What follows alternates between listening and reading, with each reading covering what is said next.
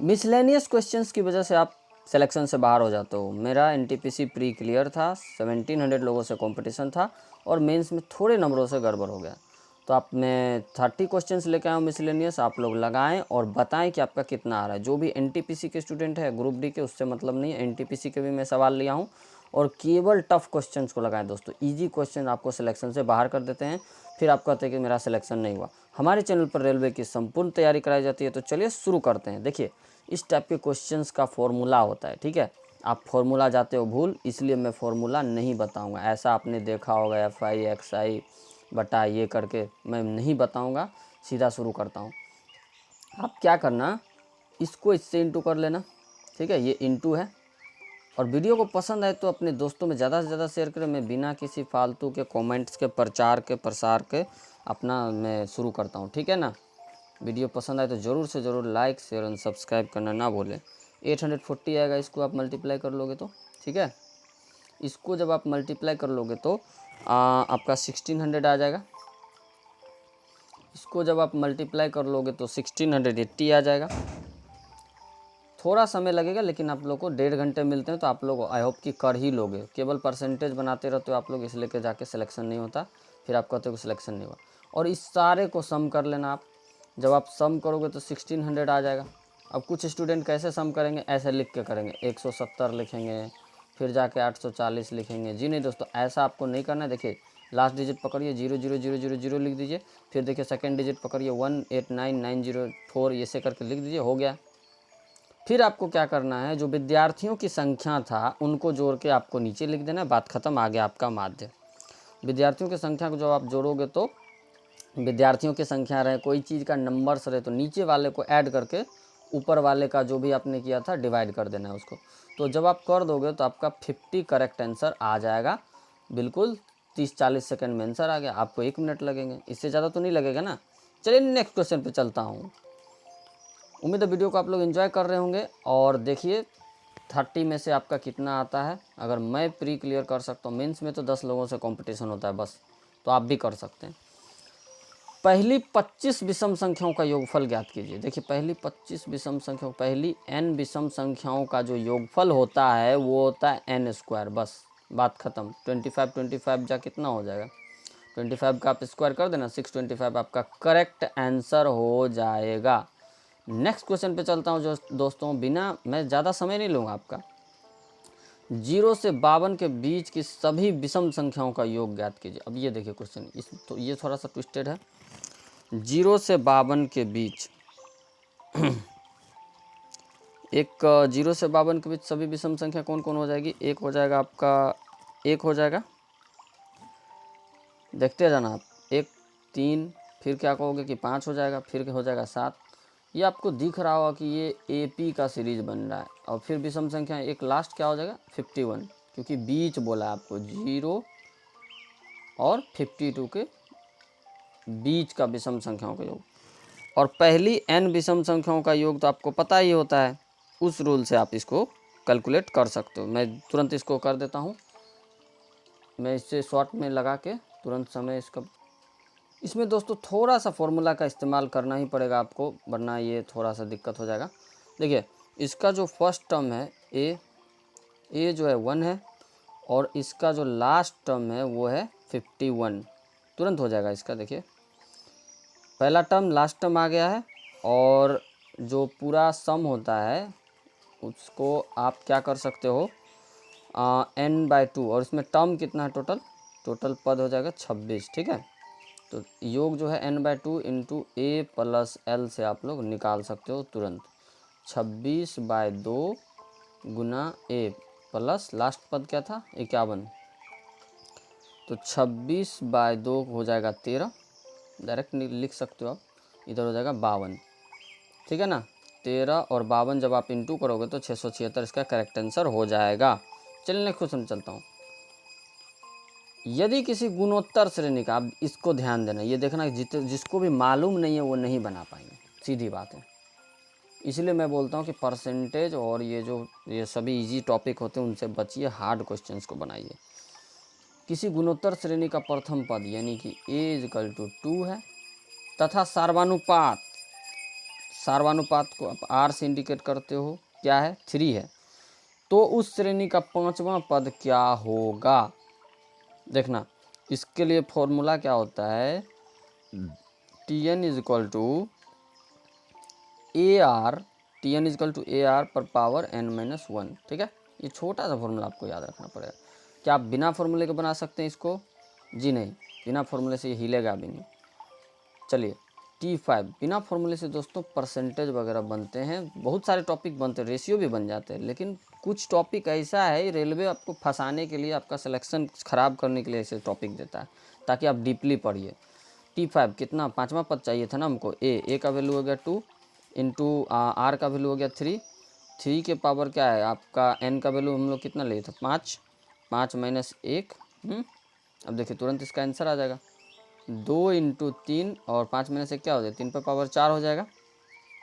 इसको आप फर्दर कर लोगे तो 2 इंटू 3 3 9 होती है 27 27 81 81 दूनी 162 इसका करेक्ट आंसर हो जाएगा। चलिए नेक्स्ट क्वेश्चन चलता हूँ।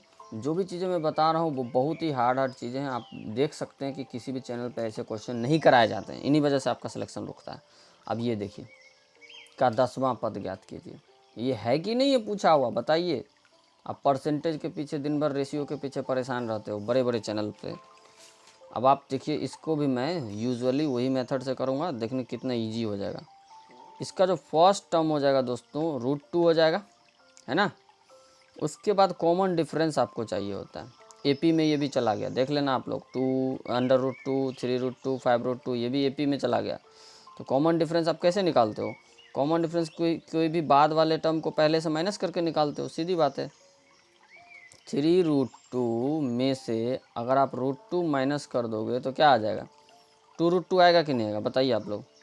2√2 इसका कॉमन डिफरेंस आ गया। कॉमन डिफरेंस आने के बाद देखिए आप क्या करते हो, ए निकल गया, डी निकल गया, और क्या पूछा था 10वां पद ज्ञात कीजिए, यानी कि n = 10।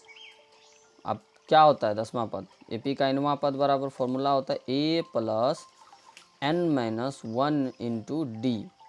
ठीक है, ये इस टाइप के क्वेश्चन को बिना फॉर्मूला से करना थोड़ा सा पॉसिबल नहीं लगता, आप लगा के देख सकते बिना फॉर्मूला से।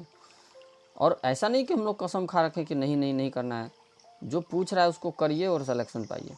n-1 एक second into D, common difference क्या है 2√2 है। चलिए √2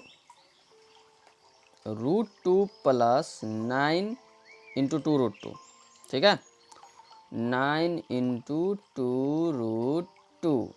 अब इसको आप फर्दर सॉल्व करोगे तो √2 + 18√2, 9 2 18 18√2 हो जाएगा। और 18√2 और √2 क्या कहोगे आप लोग, कहोगे सर 19√2 हो जाएगा। चलिए नेक्स्ट क्वेश्चन पे चलता हूँ मैं। 3 सेंटीमीटर भुजा वाले समबाहु त्रिभुज का क्षेत्रफल ज्ञात कीजिए। 3 सेंटीमीटर भुजा वाले समबाहु त्रिभुज का क्षेत्रफल, आप लोग क्या कहोगे, इतना तो आप लोग को याद ही होगा कि सर समबाहु त्रिभुज का क्षेत्रफल जो होता है √3/4 इंटू भुजा स्क्वायर होता है कि नहीं होता है। आप कहोगे कि सर ये तो हो जाएगा 9√3, आप कहोगे सर कि 9√3/4 लिख दीजिए, लेकिन आपको दिख नहीं रहा है 9√3/4। यही ग्रुप डी के बदमाशी वाले क्वेश्चन की वजह से आदमी का 70 से ज़्यादा आ ही नहीं पाता। आपने देख लेना प्रीवियस ईयर के कट ऑफ।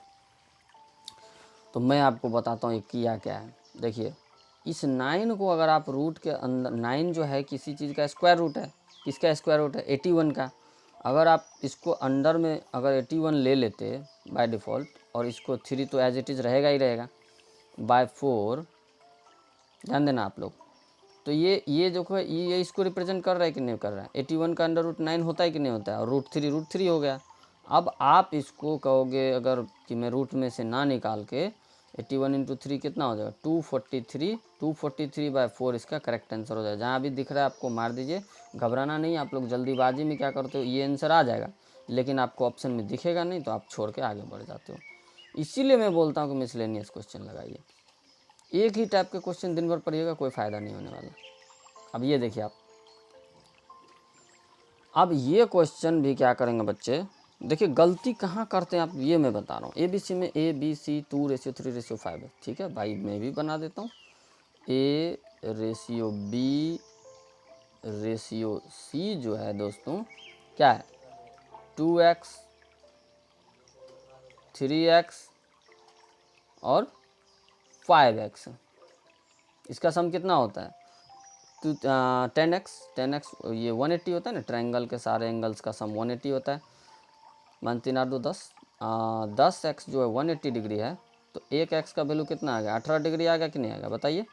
18 डिग्री आ गया। तो आप कहोगे क्या कि कोण ए के समपूरक का मान ज्ञात कीजिए। सारे कोण में नहीं निकालूंगा, कोण ए क्या है? 2x है, 2x यानी कि ये 18 दूनी कितना हो जाएगा? 36 डिग्री हो जाएगा, है ना। 36 डिग्री आपको दिख नहीं रहा है, फिर कन्फ्यूजन। कुछ लोग तो जल्दीबाजी में 36 दूनी 36 डिग्री, सॉरी एक सेकेंड, 36 डिग्री मार के आगे बढ़ जाएंगे। क्या पूछा पता ही नहीं। देखिए दोस्तों क्या पूछा मैं बता रहा हूँ। पूछ रहा है कि इसका संपूरक बताइए, संपूरक। आपको पता है ना कि संपूरक कोण किसको बोलते हैं? जो भी कोण दिया है उसमें किसको जोड़ेंगे जो वो दोनों का सम मिला के 180 डिग्री हो जाएगा, यही तो हुआ संपूरक कोण। तो आप कहोगे कि सर आप जो है 180 में से 36 को माइनस कर लीजिए, वही हो गया संपूरक उसका। संपूरक मतलब दो एंगल का सम 180 डिग्री होना चाहिए। 10 में से 6 गया 4, 7 में से 3 गया 4, 144 डिग्री इसका करेक्ट आंसर होगा। 36 मार के आगे बढ़ जाते लोग, ठीक है। मैं देख रहा हूँ कि बहुत सारे चैनल्स पे, बहुत बड़े बड़े चैनल पे काम के क्वेश्चन नहीं कराए जाते, जिस वजह से सिलेक्शन चौपट हो रहा है आपका। ट्रायंगल ABC में बिंदु C पर समकोण बनाता। अभी इस क्वेश्चन को देखिए कैसे कंफ्यूज हो जाएंगे लोग। देखिए जब तक आपको किसी टाइप का ट्रायंगल नहीं बोला गया है, आप क्या करो, आप आराम से समकोण त्रिभुज को ही लेके काम करो, ठीक है ना। 55 डिग्री वाले का कितना नंबर है? 9 नंबर क्वेश्चन है। अब देखना ध्यान से मैं कैसे बनाता हूँ, लेकिन इसमें समबाहु नहीं दोस्तों, समकोण त्रिभुज लेना होगा। सी पर समकोण बना रहे ना, सॉरी फॉर दिस, बोल दिया है तो आपको लेना ही होगा समकोण त्रिभुज, ठीक है। एक सेकेंड, ठीक है। यहाँ तक किसी कोई दिक्कत? सी पर समकोण है, सी पर समकोण है, ठीक है, मैं भी बना दिया सी पर समकोण। उसके बाद देखिए ABC हो गया ना। आप देखना जहाँ CD perpendicular to AB, AB पे कोई परपेंडिकुलर है, CD है। कौन है? CD है AB पे हो गया ना परपेंडिकुलर। और जहाँ परपेंडिकुलर बनता है उसके बाद देखिए कोण A इजकल टू 55 डिग्री, कोण A इजकल टू 55 डिग्री है, ठीक है। अब ध्यान से देखना, कोण ACD का मान ज्ञात कीजिए। ACD का मान कहने का मतलब ACD, ये नीचे वाला जो ट्रायंगल आपको दिख रहा है ना ACD, इसका मान पूछा, इसका मान पूछा। कुछ लोग तो क्या करेंगे, जल्दीबाजी में देखेंगे 90 डिग्री बना है, आराम से 90 का आधा दिख भी रहा है, 45 मारो आगे बढ़ जाओ। देखिए यहीं से आपका सिलेक्शन चौपट हो रहा है। देखिए मैं आपको बताता हूँ कॉन्सेप्ट। देखिए कभी भी परपेंडिकुलर कोई एंगल बनाता है तो उस जगह 90 डिग्री का एंगल बनता है, बनता ही बनता है। इतना बात आपको याद है क्लास 6-7 से ही। 90 डिग्री बन गया ना? जी हाँ 90 डिग्री बन गया। ये दोनों तो भाई 100% डेफिनेट है कि ये 90 बनेगा, ये 55 बनेगा। तो एंगल सम प्रॉपर्टी से आप निकाल दीजिए ना, 90 डिग्री प्लस 55 डिग्री प्लस ये जो एंगल C है, एंगल C बराबर 180 डिग्री। यहाँ तक किसी कोई दिक्कत? और 95 और 5 क्या होता है? 145 डिग्री होता है। 145 degree plus angle C is equal to 180 degree. अब खाली एंगल C आपको चाहिए तो 180 में से 145 को आप लोग माइनस कर लोगे कि नहीं कर लोगे? और 7 में 4 गया तो 35 डिग्री इसका करेक्ट आंसर हो जाएगा। जहाँ भी देखिए मार देना आप आंसर। देखा आप लोगों ने कहाँ गलती होती है। अब यहाँ देखिए इस क्वेश्चन में इतना घुमाने का प्रयास किया गया है ग्रुप डी वाले ने। देखिए दोस्तों, आप NTPC मेंस तक का सवाल में ग्रुप डी से इजी सवाल पूछे, ग्रुप डी में बहुत ही हार्ड सवाल पूछे जाते हैं। मोहित का वेतन 15,000 रुपये प्रति माह। सुनना ध्यान से, यहाँ कहाँ आप कंफ्यूज करोगे, पहले आप लगा के देख लो। 15,000 रुपये प्रति माह है ना। अब देखना, चलिए भैया 15,000 रुपया कमाता है, ठीक है। उसके बाद क्या हो रहा है ना, 5,000 बिलों पर, ठीक है। अब खर्चा देख लेता हूँ मैं, 5,000 जो है वो बिलों पर भुगतान करता है, ठीक है। 2,000 जो है किस पे, 5,000 किराए पर, बिलों पर 2,000 खर्च कर रहा है, ठीक है। 2,000 और खर्च कर रहा है। चलिए आगे बढ़ता हूँ मैं। शेष उस राशि उसकी मासिक बचत है। शेष राशि कितना हो जाएगी, ये 7,000 है, तो शेष राशि कितनी हो जाएगी 8,000। 8,000 बचत करता है, सीधी बात है। उतना आप बच्चों की तरह घटाते मत रहना, समय लॉस हो जाएगा। तो बचत कितना करेगा वो, 8,000 का करेगा कि नहीं करेगा, कर लिया। उसके बाद क्या पूछ रहा है कि वह अपने जन्मदिन वाले महीने में अपने बचत को खर्च कर देता है। ठीक है, जन्मदिन समारोह में खर्च कर देता है, तो एक वर्ष में उसके द्वारा बचत की गई राशि ज्ञात कीजिए। अब कुछ लोग क्या करेंगे, खटाक से 12 को इंटू करेंगे, 96,000 इसका करेक्ट आंसर आ जाएगा, और धड़ाक से आगे बढ़ जाएंगे। हो जाएगा गलत। आप समझिए क्या बोलना चाह रहा है। आपका जन्मदिन किसी ना किसी का तो एक महीने में जन्मदिन होता ही होता है। तो मान लीजिए सपोज दैट कि उसका जन्मदिन जनवरी में था, तो जनवरी वाले बचत को, पूरा बचत को वो क्या कर रहा है, बर्थडे पे खर्च कर दे रहा है। भाई आज मैं इस दुनिया में आया था, आज मैं खर्च कर दे रहा हूँ।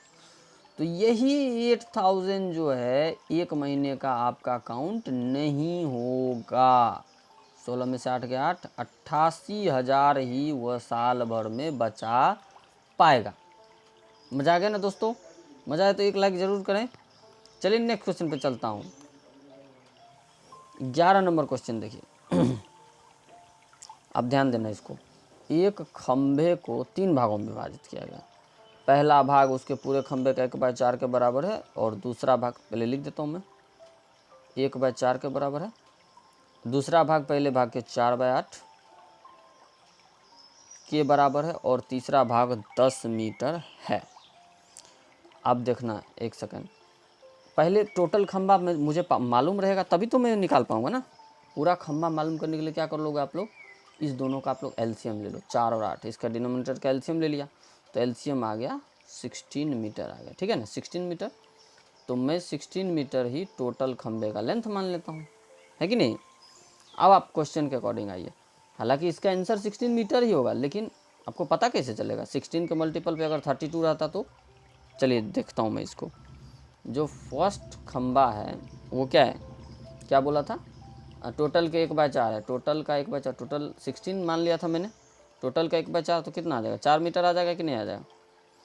फिर जो सेकेंड खंबा है, क्या है, सेकेंड खंबा जो है दूसरा भाग पहले भाग के 4/8 के बराबर है। पहला भाग मैंने क्या निकाला था, 4 मीटर ना, पहला भाग 4 मीटर निकाला था कि नहीं निकाला था, तो उसका 4/8 है। देखना आप लोग ध्यान से। तो दूसरा भाग कितना हो जाएगा, 2 मीटर हो जाएगा कि नहीं हो जाएगा। ठीक है, दूसरा भाग 2 मीटर हो गया, और तीसरा जो भाग है वो 10 मीटर बाय डिफ़ॉल्ट है, 10 मीटर बाय डिफ़ॉल्ट है। तो अब क्या हो जाएगा, 4 2 6 और 10 16 मीटर इसका करेक्ट आंसर हो जाएगा।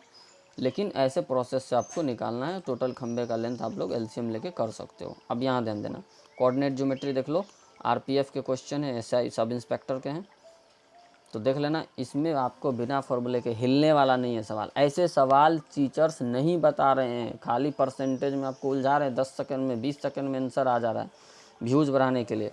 चलिए मैं देखता हूँ उसको। उस बिंदु के निर्देशांक ज्ञात कीजिए जो बिंदुओं -4 4, ध्यान देना आप लिख देता हूँ मैं, क्या बोला था, -4 4 और 4 0 4 0, यही ना निर्देशांक हैं, को मिलाने वाली रेखाखंड को आंतरिक रूप से 3:1 के अनुपात में विभाजित करता है। कितने में विभाजित कर रहा है, 3:1 में विभाजित कर रहा है ना। तो इसमें आप क्या करना, इस पहले कोऑर्डिनेट को x1 y1 मान लेना, दूसरे को क्या मान लेना, x2 y2। ठीक है, उसके बाद जो रेशियो में डिवाइड हो रहा है ना, उसको आप लोग m1:m2 मान लोगे। जी हाँ, किस अनुपात में विभाजित करता है, किस अनुपात में, ध्यान देना। अनुपात मैं मान लेता हूँ कि x/y में विभाजित कर रहा है, x:y में विभाजित कर रहा है, किसी को कोई दिक्कत। थोड़ा टाइम देना दोस्तों, वरना आप इस तरह के अगर 5 सवाल भी चौपट करते हो तो आपसे 5 लाख लोग ऊपर चले जाएंगे। ठीक है, अब देखना, इसका एक बहुत ही छोटा सा फॉर्मूला है।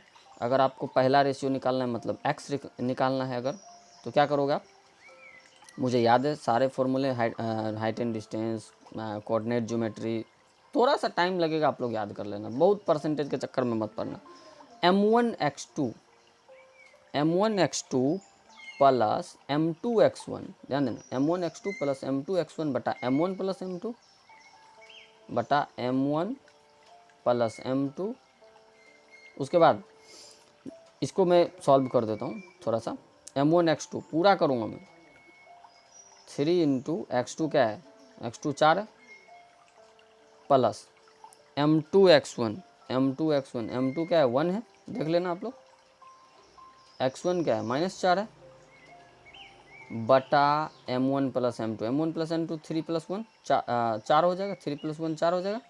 चलिए 3 चौका 12, 12 - 4 बाय 4, 12 - 4 8, 8 बाय 4 क्या हो जाएगा 4 हो जाएगा। एक कोऑर्डिनेट आपका 4 आ चुका है, एक सेकंड 8 बाय 4 2 होता है ना, एक कोऑर्डिनेट आपका 2 आ चुका है। तो आप लोग 2 1 मार के आगे बढ़ जाना, दूसरा कोऑर्डिनेट निकालने की ज़रूरत नहीं है। इस तरफ के आप दिमाग लगाओगे इस टाइप के तो जल्दी सवाल बना के आगे बढ़ सकते हो, लेकिन मैं दूसरा कोऑर्डिनेट निकालने का बता देता हूँ आपको। जब आप y निकालोगे ना तो कुछ मत करना, m1y2, ध्यान देना m1y2 प्लस m2y1 बटा m1 plus m2, m1 plus m2 is equal to जो भी होगा कैलकुलेट करके निकाल सकते हो आप इतना, लेकिन ऐसे करके आगे बढ़ सकते हो आप लोग, समय बच जाएगा। देखा दोस्तों आपने। अब इस क्वेश्चन का जवाब जो भी दे देंगे मैं मानूंगा कि वो सिलेक्शन के लिए रेडी हैं, 8th पे उनको मिलने वाला है अगले साल से, वरना आप फिर परसेंटेज बनाओ, कोई दिक्कत नहीं है। 13 नंबर क्वेश्चन का जो है शीर्षों ये और ये से बनने वाले चतुर्भुज ABCD का क्षेत्रफल ज्ञात कीजिए। इस क्वेश्चन को बनाने में अगर दोस्तों 2 मिनट भी हाईली लग जाता तो आप दें और इस टाइप के क्वेश्चन बनाएं, वरना आप कितना छोड़ोगे, 5-6 छोड़ दोगे तो फिर मेरिट तो बनेगा ही नहीं। देखना मैं इसको बेसिकली बता देता हूँ क्या होता है। ये मान लो कोई चतुर्भुज हो गया आपका, और इस सवाल का जवाब आप कमेंट में देना, बट नेक्स्ट वीडियो में मैं जितना भी मिनट लगे मैं बताऊँगा इसको, ठीक है। 1.5 घंटे बहुत काफ़ी ज़्यादा समय हो जाता है, आप लोग आधे घंटे में और ये आपका GK GS बना लोगे, बाकी तो 1 घंटे में बनाना ही है मैथ रीजनिंग, वो तो हो ही जाएगा। अब देखना इसके निर्देशांक क्या है। ए का कोऑर्डिनेट क्या है 0 - 2, 10 सेकंड वाले आंसर से बचिए आप लोग, 2 1 वो तो कोई भी बना लेगा, बुद्धू स्टूडेंट भी बना लेगा, 0 4। उसके बाद जो डी का कोऑर्डिनेट होगा -2 और 1 होगा। अब आपको करना क्या है, कहोगे सर ये तो फॉर्मूला मैंने कभी पढ़ा ही नहीं। देखना इसको कैसे आपको बनाना। अगर मैं इसके बीच से एक लाइन ड्रॉ कर दूँ तो किसी कोई दिक्कत। अब आप देखना एक ट्रायंगल AD भी हो गया आपके पास, एक ट्रायंगल हो गया आपका ADB हो गया, जिसका एरिया आप निकाल सकते हो। एक ट्रायंगल आपका हो गया BDC, एक ट्रायंगल आपका हो गया BDC, और दोनों को आपको एरिया ऑफ ट्रायंगल जो होता है वो क्या होता है, half into x1 into y2 minus y3 plus x2, area of triangle जो लोग बता देंगे फॉर्मूला मान जाऊँगा कि मैं वो सिलेक्शन के लायक हैं। Half into x1 2 3 3 1 y3 minus y1, ठीक है, प्लस x3। उसके बाद क्या करना है आपको मैं बता देता हूँ, 2 3 3 1 y1 माइनस y2 कर देना, बस हो गया। ये होता है एरिया ऑफ ट्रायंगल का फॉर्मूला। जब आप कोऑर्डिनेट ज्योमेट्री पढ़ते हो तो आप इसको 2 बार लगाना होगा, तो दोनों बार लगा के दोनों एरिया को आप सम कर देना, निकल जाएगा आपका करेक्ट आंसर। चलिए नेक्स्ट क्वेश्चन पे चलता हूँ। मैं बताऊँगा जरूर नेक्स्ट वीडियो में, आप देखना। 2 2 और 5 2 एक वर्ग के 2 क्रमागत शीर्ष हैं तो वर्ग की प्रत्येक भुजा की लंबाई ज्ञात कीजिए। आप देखिए NTPC में पूछा गया क्वेश्चन, पूछा गया कि नहीं।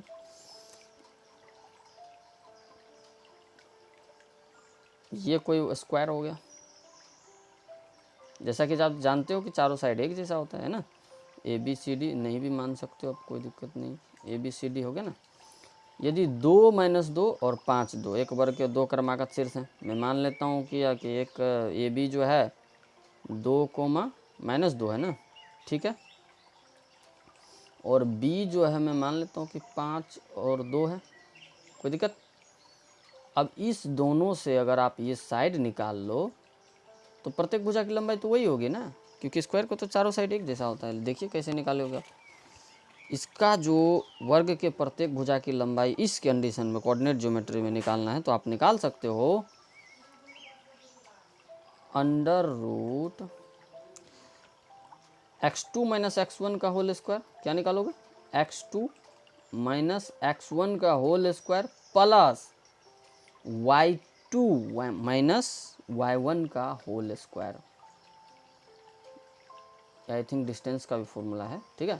तो आप इससे निकाल सकते हो x2 माइनस x1। देखिए मैं करके बता देता हूँ। देखिए ये x1 y1 और इसको आप लोग x2 y2 मानोगे। अब देखना x2 माइनस x1 का होल स्क्वायर 5 माइनस x1 2 इसका whole square plus y2 minus y1 का होल स्क्वायर। y2 क्या है आपका 2 है। 2 माइनस y1 क्या है y1 है माइनस 2, यानी कि ये दोनों तो हो जाएंगे प्लस आपस में। ये आप ऐसे लिखोगे अगर आप इसको फिर अंडर रूट करोगे तो उससे अच्छा है कि इसको डायरेक्ट प्लस लिख दो ना। 5 माइनस 2 हो गया 3, 3 का स्क्वायर हो जाएगा इधर प्लस 2 और 2 हो जाएगा 4, 4 का होल स्क्वायर हो जाएगा कि नहीं हो जाएगा। अब फिर 3 तिहाई 9 हो जाएगा इसमें, 4 चौका 16, 16 और 9 25 होता है। अंडर रूट 25 का वैल्यू क्या हो जाएगा 5 हो जाएगा ना। देखा आपने। फिर आप 10 सेकेंड वाले चैनल से बच के रहना। मैं कहा कि ऐसा क्वेश्चन बनाऊं कि आप सही में सिलेक्शन से बाहर ना हो, परसेंटेज आप लोग को आ ही रहा होगा सब चीज़ें। यदि root 3 tan 2 theta minus 3 is equal to 0 है, देखिए इसको एज इट इज लिख लीजिए, कोई दिक्कत नहीं। 2-4 बार आप प्रैक्टिस करोगे आ जाएगा।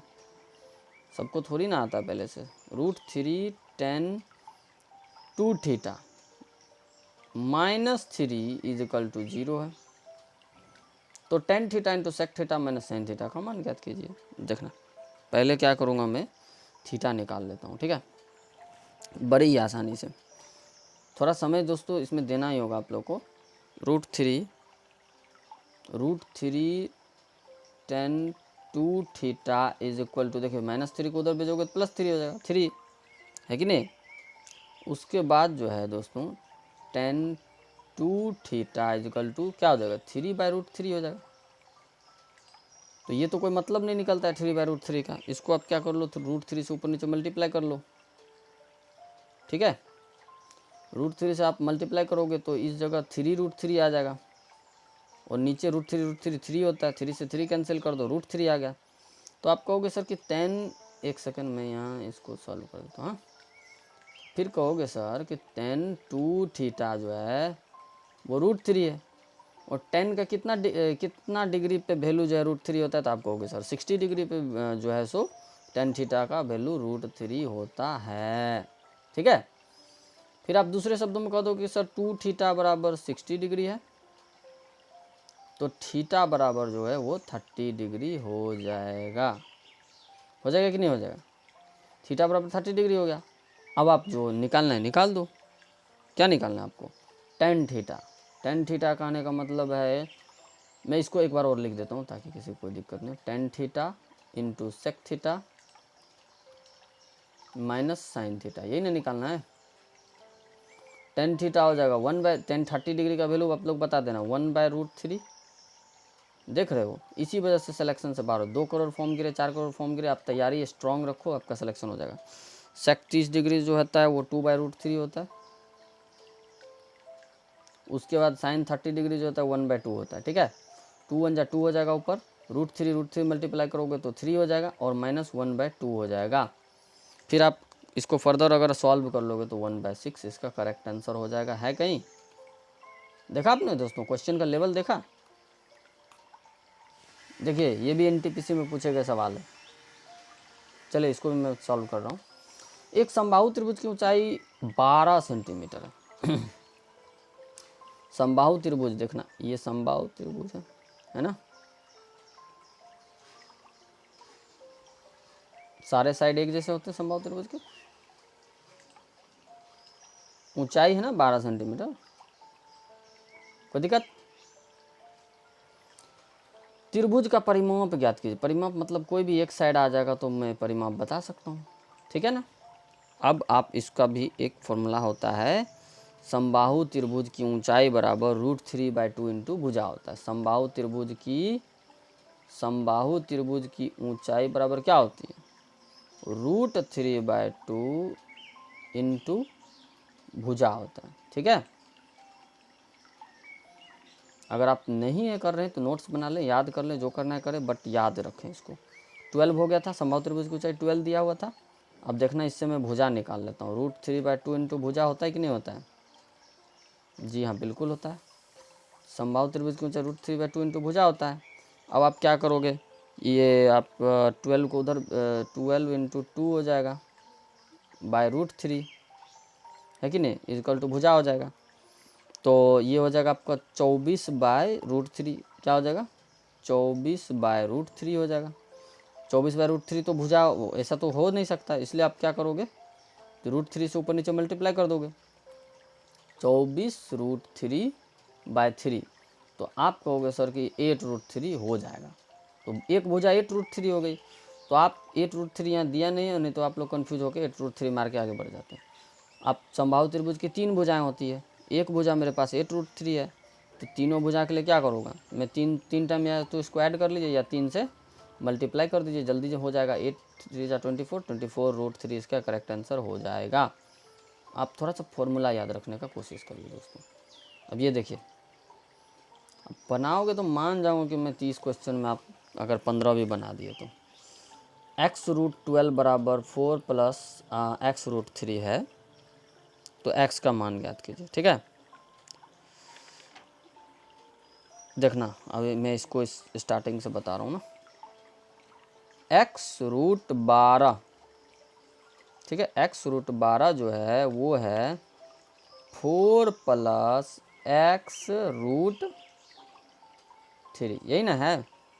चलिए अब क्या कीजिए आप इसको x√12, ठीक है, अब इसको थोड़ा सा सॉल्व कर लीजिए। x√12 को मैं अगर थोड़ा सॉल्व करूँगा तो कहोगे कि सर 2 इंटू 2 इंटू 3 हो सकता है, और इधर हो गया 4 प्लस x√3 हो गया। फिर कहोगे सर कि भाई ये 2 तो निकल जाएगा बाहर, 2 जो अंडर रूट में वो तो 1 2 बाहर निकलेगा ना, तो उसमें इंटू हो गया, और √3 एज इट इज़ अंदर ही रह जाएगा। फिर इधर क्या हो जाएगा, इधर हो जाएगा 4 प्लस x√3। ठीक है, अब 2x√3 और 4 प्लस x√3। अब इसमें देखना आप क्या करोगे, नंबर्स को एक साइड रहने दो और ये आपका x वाले को एक साइड ले आओ। 2x√3 में से मैं x√3 को उधर भेज देता हूँ, x√3, और इधर क्या रह जाएगा, 4 रह जाएगा। 2x√3 में से x√3 कैसे मैनेज करोगे आप, एक काम करो, 2x√3 और x√3 में से x को कॉमन ले लो। उम्मीद है दोस्तों आप लोग वीडियो को एंजॉय कर रहे होंगे, थोड़ा टफ सवाल है इसलिए बनाने की कोशिश करें। x को कॉमन ले लोगे तो आप 2√3 अंदर रह जाएगा, इसमें देखना इस जगह 2√3 अंदर रह जाएगा, और माइनस इसमें क्या आ जाएगा, इसमें √3 आ जाएगा। ठीक है, इसमें √3 आ जाएगा। अब ध्यान देना इसमें और क्या आप कर सकते हो, इक्वल टू 4 हो गया, 4 हो गया कि नहीं हो गया। अब आप देखना 2√3 में से √3 जाएगा तो एक √3 बच जाएगा बाहर, बच जाएगा कि नहीं बच जाएगा, इक्वल टू 4 हो गया। अब आपको x का वैल्यू चाहिए था, x का वैल्यू चाहिए था तो 4/√3 हो जाएगा। 4/√3 है कहीं पे, जी हाँ बी नंबर में 4/√3 है, तो हो गया करेक्ट आंसर। देखा आपने, 10 सेकंड 20 सेकंड के सवाल और इस सवालों में अंतर होते हैं। मुझे थोड़ा ज़्यादा समय लग, लेकिन आप लोग को करके जाओगे तो कोई दिक्कत नहीं है उससे, है ना। 18 नंबर में देखिए, एक शहर की जनसंख्या 8,000, यदि पुरुषों की संख्या 8% और महिलाओं की संख्या में 12% की वृद्धि होती है तो जनसंख्या 8680 हो जाती है। शहर में महिलाओं की जनसंख्या ज्ञात करें।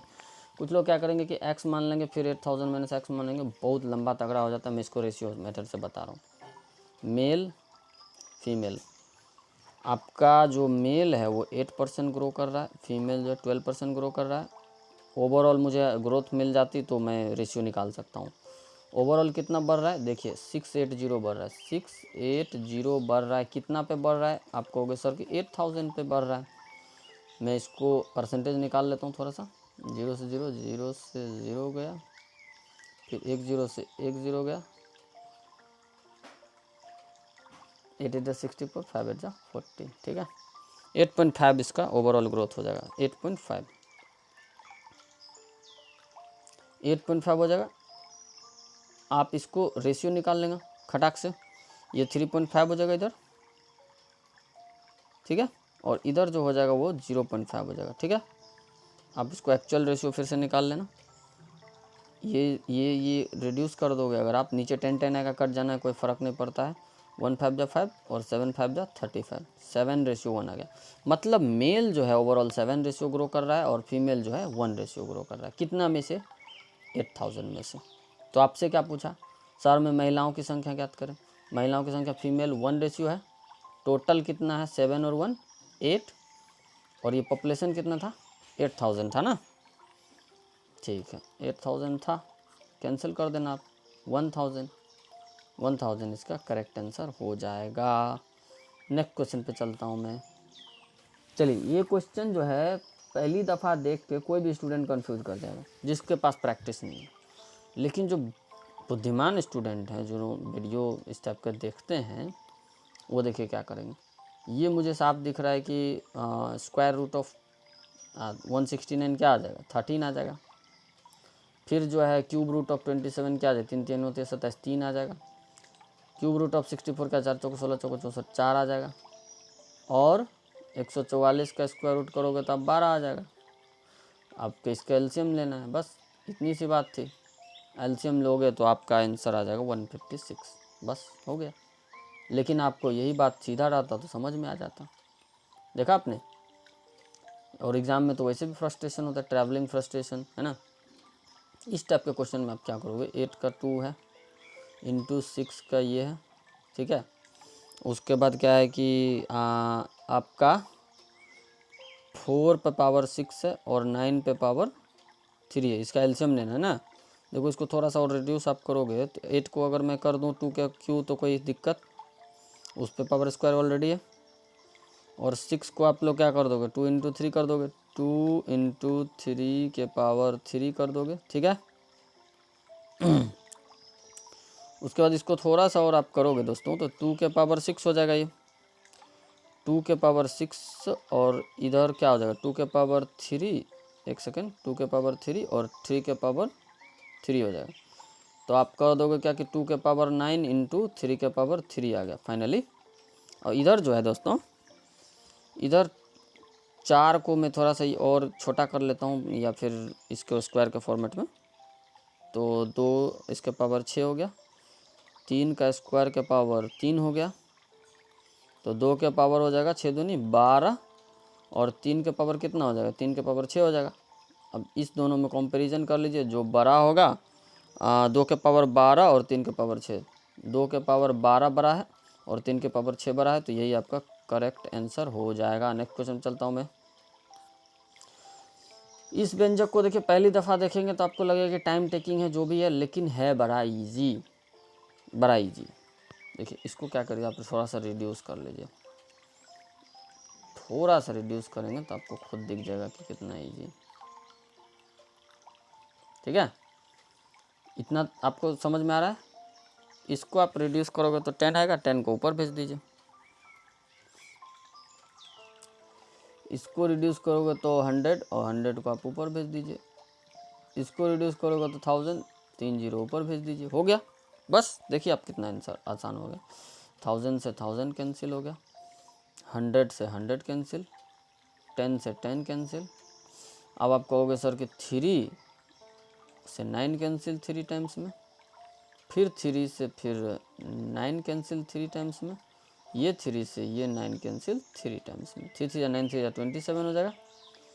27 को 9 से आप मल्टीप्लाई कर दोगे, 9 से 3 से 3 बाकी 6, 9 18 से 24, 243 कहाँ है? करेक्ट आंसर हो जाएगा। कुछ लोग तुक्का मारने के चक्कर में, देख लो पॉइंट नज़र आ रहा है, तुक्का मार देंगे, पॉइंट वाले में उसका आंसर दिख जाएगा, वो गलत हो जाएंगे। नेक्स्ट क्वेश्चन पे चलिए, 22 नंबर क्वेश्चन। पहली 100 धनात्मक पूर्णांक संख्याओं में से कितनी संख्याएं 3 या 4 से पूर्णतः विभाजित है? आप लोग इसमें वो वाली गलती मत कर देना, जो 3 4 का मल्टीप्लाई करके डिवाइड कर दिया, हो गया काम ख़त्म, ऐसे मत करना। पहले ये देखो 100 नंबर में कितना नंबर जो है 3 से डिवाइडेबल, तो आप कहोगे सर 33 नंबर। फिर 100 नंबर में देखो कितना नंबर 4 से डिविजिबल है। आप कहोगे सर कि 25 नंबर ऐसे हैं जो डिविजिबल है। फिर आप ये देखो कि 100 नंबर में कितने नंबर 3 और 4 दोनों से डिविजिबल है। 3 और 4 मतलब 12, यानी कि कहोगे सर कि 12 8 94, 8 नंबर जो हैं दोनों से डिविजिबल है। ठीक है, तो आप क्या करोगे उसके बाद, आप मुझे बताओ। इस दोनों को ऐड कर लेना, 33 और 25 कितना हो जाएगा, 5 3 8, उसके बाद 3 2 5 58, और ये नंबर जो है इसको माइनस कर लेना जो नीचे वाला।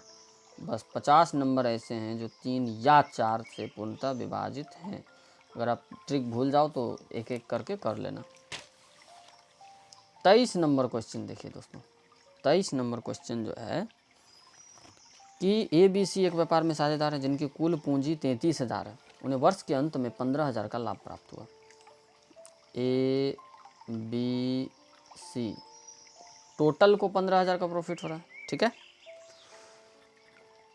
जिनकी पूंजी के अनुपात में विभाजित किया जाता है। कभी भी लाभ जो है पूंजी के अनुपात में विभाजित होता है। लाभ में से हिस्से के तौर पर A को 4500 मिला, ठीक है,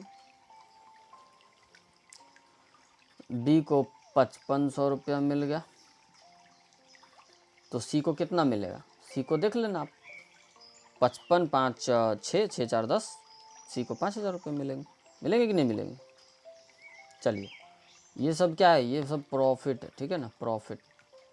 और इसको रेशियो में अगर आप कन्वर्ट कर लोगे तो और अच्छा हो जाएगा, और आसानी हो जाएगा। 9 5 जो 45, 11 5 जो 55 और 10 5 जो 50। कहोगे सर कि 9:11:10 के रेशियो में प्रॉफिट बटेगा, तो मैं बोलूँगा। और फिर क्या पूछा है कि C की पूंजी ज्ञात कीजिए। तो जिस रेशियो में प्रॉफिट हो रहा है ना दोस्तों, उसी रेशियो में उन लोगों ने इन्वेस्टमेंट भी किया होगा। ठीक है, तो आपसे क्या पूछा, C की पूंजी पूछा। C की पूंजी 10 है और टोटल C की पूंजी नहीं, C का लाभ 10 है, तो पूंजी भी उसी रेशियो में लगाया होता है। आप लोग पता है ना ये बात। तो बस C का 10 था और टोटल रेशियो 30 हो गया। कितना था टोटल पैसा लगाया था उन्होंने, 33,000 लगाया था। इससे ये गया तो ये कितना आ गया, 11,000। मतलब ये भैया C ने 11,000 रुपये लगाए थे, क्योंकि प्रॉफिट और उसका जो इन्वेस्टमेंट का रेशियो वो सेम होता है। 24 नंबर क्वेश्चन दोस्तों, AB में चीनी और पानी के मिश्रण का अनुपात 4:5 तथा 3:2 है। A और B क्या है, चीनी और पानी के मिश्रण का अनुपात 4:5, मतलब 4/5 ये चीनी और ये पानी, और इधर क्या है 3:2 है, चीनी पानी, है ना। आधी चीनी और आधा पानी का नया मिश्रण प्राप्त करने के लिए इन दोनों मिश्रणों को किस अनुपात में मिलाना चाहिए। मैंने क्या बोला, आधी चीनी आधा पानी। ठीक है, बस एलिगेशन लगा दीजिए, आ जाएगा करेक्ट आंसर। जब इसको इससे माइनस कर लोगे तो 1/10 आ जाएगा, है ना। अब फिर इसको इससे माइनस कर लोगे तो 1/18 आएगा। 1/10 रेशियो 1/18 है ना। अब आप देखना इसको फिर मैं कैसे सॉल्व करता हूँ। ये जो रेशियो है दोस्तों 1/10 रेशियो 1/18, कुछ लोग क्या करेंगे, धराक से 5 और धराक से 9, 5:9 कहीं दिख नहीं रहा है संजोग से, नहीं तो आप मार के आगे बढ़ जाते। ये बटा में है दोस्तों, आपको ओरिजिनल रेशियो के लिए इसको ऊपर करना पड़ेगा कि नहीं करना पड़ेगा, तो 9:5 आंसर हो जाएगा। 5:9 रहता तो धराक से मारते आगे बढ़ जाते। चलिए नेक्स्ट क्वेश्चन चलता हूँ। वह धनराशि क्या होगी जो 2 वर्ष में 12.5% चक्रवृद्धि ब्याज, देखो 12 होल 1/2 है, मतलब कहने का कि 12.5% चक्रवृद्धि ब्याज की दर से 6800 हो जाएगी 2 साल में ना। अगर आपको खाली 12 दिया रहता तो ये सवाल ईजी हो जाता है, क्योंकि 12 का आप सक्सेसिव परसेंटेज निकाल लेते।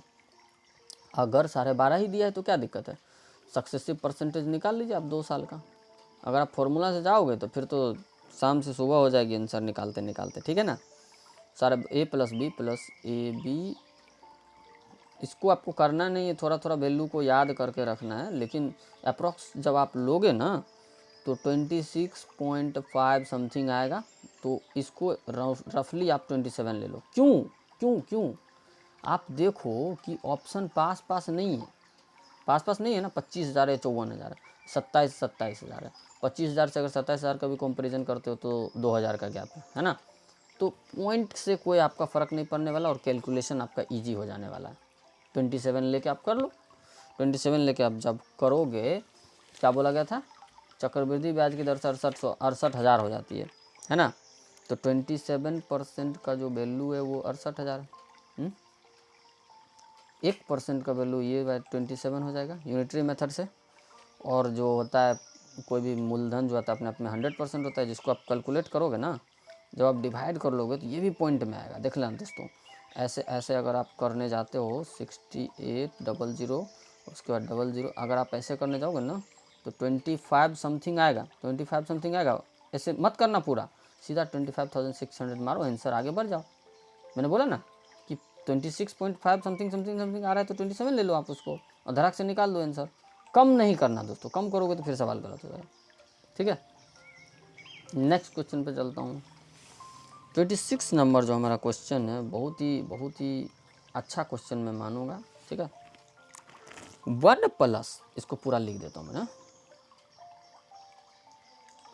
1 प्लस साइन ए बटा 1 माइनस साइन ए, 1 प्लस साइन ए बटा 1 माइनस साइन ए। अब इसको क्या कर लो, ऊपर नीचे अगर आप इसका हर का प्रमेकरण कर लेते हो, 1 प्लस साइन ए 1 प्लस साइन ए से इंटू कर लेते हो तो ये थोड़ा सा निकलने में इजी हो जाएगा ना। 1 प्लस साइन ए बटा 1 प्लस साइन ए। अब आप खुद बताओ कि क्या आएगा। ऊपर जो है आप ये 1 प्लस साइन ए 1 प्लस साइन ए क्या हो जाएगा, 1 प्लस साइन ए 1 प्लस साइन ए 1 प्लस साइन ए का होल स्क्वायर हो जाएगा इंटू में 1 प्लस साइन ए इंटू 1 प्लस साइन ए 1 प्लस साइन ए का होल स्क्वायर हो गया। और नीचे जो है ए प्लस बी इंटू ए माइनस बी क्या होता है, ए स्क्वायर माइनस बी स्क्वायर का फॉर्मूला होता है ए स्क्वायर माइनस बी स्क्वायर, ए स्क्वायर 1 का स्क्वायर 1 होता है, 1 माइनस साइन स्क्वायर ए कह सकते हो, आप कह सकते हो कि नहीं कह सकते हो। ठीक है, और इसमें अंडर रूट तो लगे रहने दीजिए, कोई दिक्कत नहीं है। चलिए, अब इस रूट से ये गया काम से, तो ये 1 प्लस साइन ए ऊपर रह जाएगा। ठीक है, नीचे जो है दोस्तों 1 माइनस साइन स्क्वायर थीटा जो होता है कॉस स्क्वायर थीटा होता है, कॉस स्क्वायर थीटा होता है जो कि अंडर रूट में है, तो उसको बाहर आप निकाल लोगे तो कॉस ए खाली आ जाएगा, आ जाएगा कि नहीं आ जाएगा। 1 प्लस साइन ए बटा कॉस ए है हमारे पास। अब देखना आगे क्या करूँगा। ठीक है, 1 प्लस साइन ए बटा कॉस ए है तो क्या होगा कि 1 बाय कॉस ए लिख सकता हूँ मैं इसको, है ना। फिर प्लस साइन ए बटा कॉस ए है कि नहीं, साइन ए बटा कॉस ए ये लिख सकता हूँ कि नहीं लिख सकता हूँ। 1 बाय कॉस ए जो होगा आपका वो सेक ए हो जाएगा, सेक ए। उसके बाद sign A by cos A जो होता है वो टेन ए होता है कि नहीं होता है। तो सेक ए प्लस टेन ए कहाँ दिख रहा है आपको, sec A plus tan A, sec A plus tan A, sec A plus tan A डी नंबर में दिख रहा है। थोड़ा गड़बड़ करोगे तो ऑप्शन पास पास में गलत हो जाएगा। चलिए नेक्स्ट क्वेश्चन पे चलता हूँ मैं। अब ये देखिए डीआई के क्वेश्चन है तो इजी, लेकिन आप निकालिए। और मैं देखा हूँ कि डीआई के क्वेश्चन ये जो आपके डीआई 3 से 4 क्वेश्चन आते हैं, कोई चैनल पे नहीं कराया जाता, गलत बात है। और ये देखना परसेंटेज में दिया है, इसको डिग्री में आपसे पूछा है। क्या बोला, दिल्ली से प्रवास करने वाले लोगों की संख्या के संगत वृत्तखंड का केंद्र क्या है। दिल्ली दिल्ली दिल्ली 30% है, टोटल 100% होता है। आप काउंट मत करने लग जाना, अगर ये टोटल डिग्री में परसेंटेज दिख रहा है आपको तो ये 100% ही होगा। अगर डिग्री में दिख रहा है तो 360 डिग्री ही होगा, लेकिन परसेंट से आपको डिग्री में पूछा गया है तो आप क्या कर लोगे, इसको रिड्यूस कर लो। 36 3 जा कितना होता है वो 108 डिग्री इसका करेक्ट आंसर हो जाएगा। डिग्री से परसेंट में भी पूछ सकता है। 1200 सेब को, क्वेश्चन दिखने में तो ईजी लग रहा है कोई दिक्कत नहीं, लेकिन है कंफ्यूजिंग। 1200 सेब लड़कों के एक समूह में वितरित किए गए और वितरित करने के बाद क्या हुआ, प्रत्येक लड़के को समूह में मौजूद लड़कों की संख्या के तिगुने के बराबर सेब मिले। ठीक है, तो आप सेबों की संख्या बताइए। तो मैं मानता हूँ, मैं बॉयज़ को x मान लेता हूँ, कोई दिक्कत? एक्स मान लिया मैं, एक्स बॉयज़ था, ठीक है। उसके बाद मैं मान लेता हूँ कि प्रत्येक लड़के को कितना मिला, प्रत्येक लड़के को मिला है 3x सेब, ठीक है। प्रत्येक लड़के को 3x सेब मिल रहा है, तो सेबों की जो टोटल संख्या होगी वो ये दोनों का मल्टीप्लाई ही ना होगा, हाँ या ना। सेबों की संख्या ये दोनों का मल्टीप्लिकेशन होगा, जो कि 1200 के बराबर है। बस यहीं से आपका x का वैल्यू निकाल दो, आंसर आ गया। 3x² जो है दोस्तों वो 1200 होगा। ये 3 से ये गया 412 में, x² बराबर अगर 400 है तो x बराबर 20 हो जाएगा। इसको उधर भेजोगे रूट में आ जाएगा 20, इसका करेक्ट आंसर हो जाएगा। नेक्स्ट क्वेश्चन पे चलता हूँ। अब ये क्वेश्चन देखना दोस्तों, जो भी नए स्टूडेंट होंगे वो छोड़ देंगे। पृथ्वी अपनी धुरी पर एक चक्कर पूरा करने में 24 घंटे लगाता है। बहुत ट्विस्ट है इस क्वेश्चन में, ठीक है। एक धुरी पर एक चक्कर पूरा करने में, एक चक्कर देखना, पृथ्वी होता कैसा है? राउंड होता है। इसको आप 360 डिग्री मान सकते हो। क्या कहा गया है कि एक चक्कर जो है पूरा करने में कितना, एक चक्कर बराबर 360 डिग्री का होगा, ठीक है। और एक पूरा चक्कर 24 घंटे में लगाता है। कितना घंटे में? 24 घंटे में लगाता है। तो आपसे क्या पूछा, 5 घंटे 24 मिनट में कितने डिग्री कोण पर घूमेगी। अब देखना और आगे सॉल्व करता हूँ मैं। 360 डिग्री एक घंटे में कितना घूमेगा, 360/24 घूमेगा कि नहीं घूमेगा। तो आपसे क्या पूछा, 5 घंटे में, 5 घंटा 24 मिनट पूछा है, लेकिन देखना 24 मिनट आप बिना 24 मिनट के हो सकता है तो नहीं होगा, ठीक है। तो 5 घंटे 24 मिनट ना, तुरंत निकाल देता हूँ मैं। एक घंटे में इतना घूम रहा था, 5 घंटे 24 मिनट, 5 घंटे 24 मिनट देख लीजिए आप, पूरा घंटा में कन्वर्ट कर लीजिए। 5 घंटा 24 मिनट को घंटा में कन्वर्ट कर लेता हूँ। 12 दूनी 24, 12 पचम 60, 5 पचम 25 तो 27/5, 27/5। अब इसको कट कर लेना, जो है सो 81 डिग्री इसका करेक्ट आंसर आ जाएगा। नेक्स्ट क्वेश्चन, नेक्स्ट और लास्ट क्वेश्चन है दोस्तों। आप लोग सेशन को एंजॉय किए हो तो वीडियो अपने दोस्तों में ज़्यादा से ज़्यादा शेयर करें और सिलेक्शन पाएँ। हमारे चैनल पर संपूर्ण तैयारी कराई जा रही है।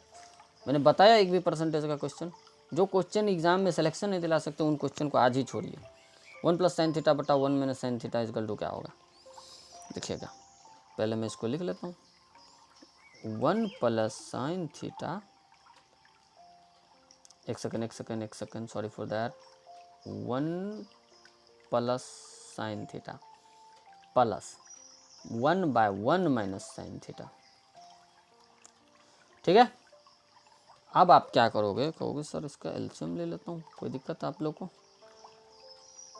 एलसीएम ले लोगे, 1 + sin θ इंटू 1 - sin θ। आप एलसीएम लोगे तो 1 - sin θ बन जाए 1 - sin θ।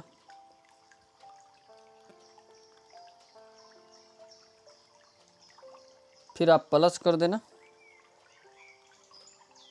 1 - sin θ 1 - sin θ 1 आ जाएगा, 1 + sin θ ऊपर कर देना, 1 + sin θ, है ना।